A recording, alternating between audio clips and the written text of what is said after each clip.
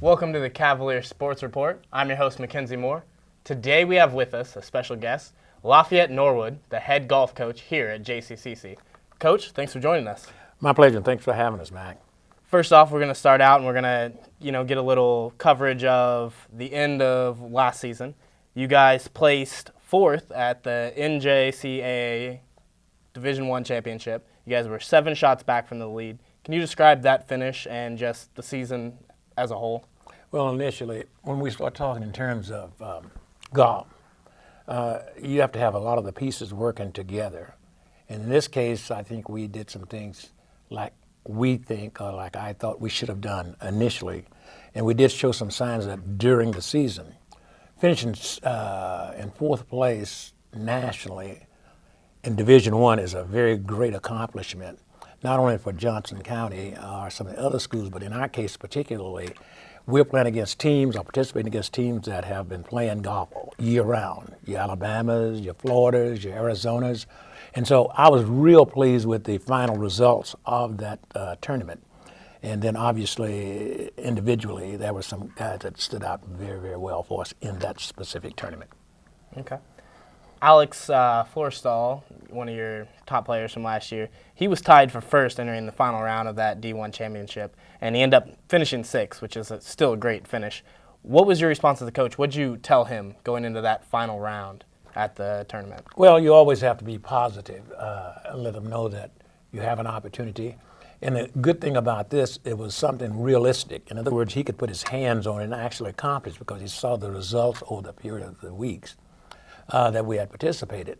So I felt very comfortable in going there and said, Alex, you can do this. We're not asking you to do anything spectacular, just play your game. And take away one hole. He was coming into 16 only 1 stroke down on the final day. And all he has to do is par, par, birdie. And I think his goals was to par, birdie, birdie. But that's difficult sometimes. But we knew we had a pretty decent chance at making a birdie on 18. So he ends up par, bogey, birdie. So those things, he had a bogey, birdie. So that kind of knocked him out of the championship. You were talking about him being that close right there going in the final 3 rounds. Is there any coaching that you do at that point?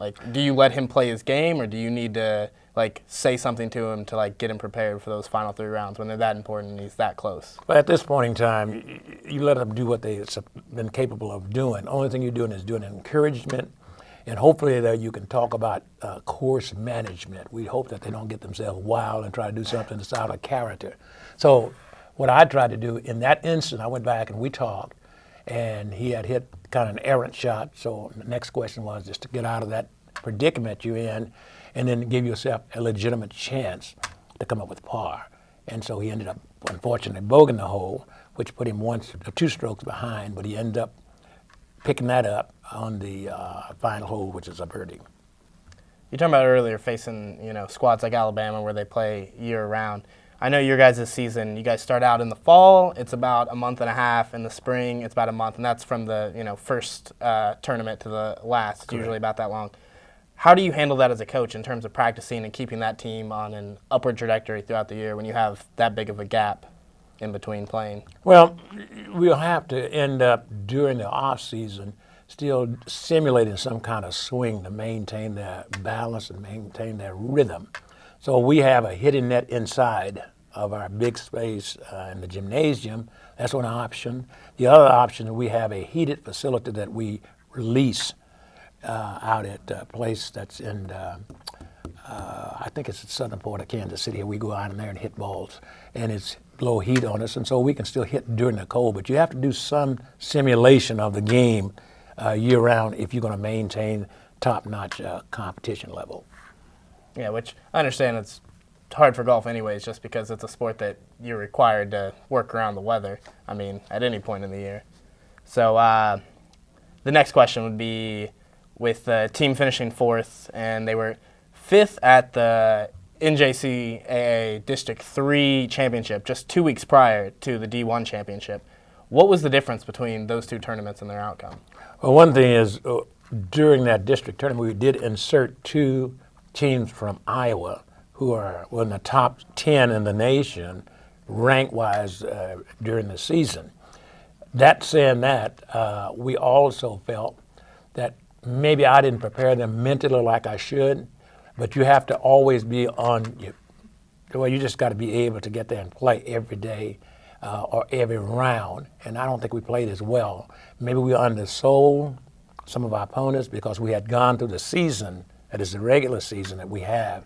Out of 6 matches, we had 4 first-place finishes, so we could have got complacent and didn't worry about some things that we should have been worried about. And then a few mistakes here or there will actually put you in that position where you won't perform as well. How do you feel as a coach, feeling a little bit, like the team didn't perform as well in that District 3 championship, and then, you get to coach them for a couple weeks, you try to get their mind right. How do you feel with going into that D1 championship and then getting that great placing at 4th? How did you feel about that improvement? Well, I felt very well because what had happened is I'd seen the scores over the period of the season. And taking that, in golf, you got to talk in terms of consistency. I'd seen that all along. And so what I wanted to do is still emphasize, and the point I made earlier, and that is you're not doing something that you're not capable of doing. You're doing something that you do every day. So all you have to just go out there and just do that. No, don't have to go beyond those limits. And so I think we got that instilled into their minds, and they began to start performing just at their level. We had some good rounds, but most of our rounds were very consistently around the par area. As this season gets underway, what are your expectations for this squad? I know you guys don't have that same group of 5 as you did last year. What do you expect from this unit that you got going into the season? Well, we come in with 5 new people as far as competing. None of these people competed during the season for us. So I'm very excited. Coach would have to be, because I think we're going to turn around and do the same thing we've done last year or even better. But it's going to take consistency again. The work ethics with this group is just as good, if not better, than what we had last year.